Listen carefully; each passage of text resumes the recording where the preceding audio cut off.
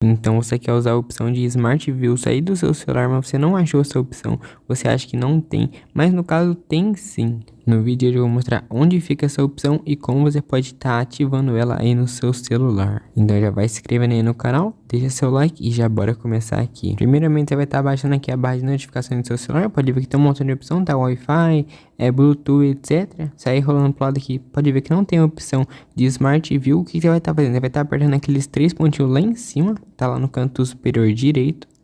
Pode dar um clique nele e vai aparecer essa opção aqui, ó.